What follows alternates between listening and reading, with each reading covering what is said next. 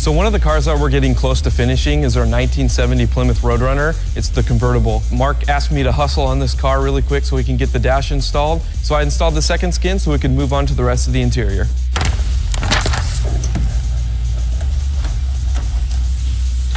It's one of the tools they give us. It's pretty handy. You can, flatten, roll it out, and then you just use the butt end of it and press it into the indentions in the floor. Pretty awesome tool.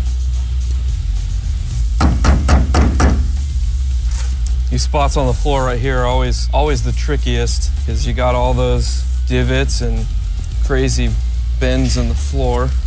So on this one, you got to make a few relief cuts. You don't want to dig your knife into the floor, but just making it look like a good cut, not like, just hacking this thing all up.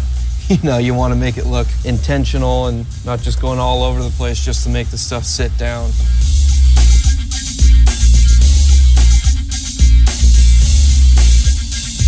I really don't know how well the sound dender is going to do on a convertible car, so I pretty much installed it everywhere I could that's not visible, and it turned out pretty good.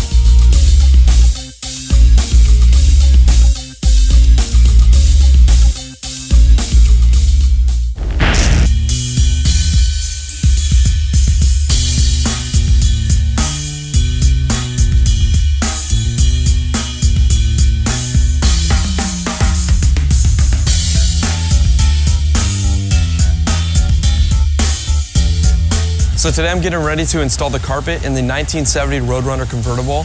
We get our carpet from ECS. They send it to us in a nice flat box. So this stuff, after it's been formed, it has not been rolled up and shoved in a box. It's laid out flat, so when I put it in the car, steam it out a little bit, make my cuts, and then this carpet is installed.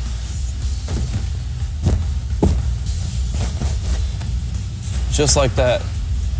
You don't get that from a rolled up carpet. This usually saves me about an hour having these things not rolled up. I only have to maybe take about 5 to 10 minutes to steam out this carpet.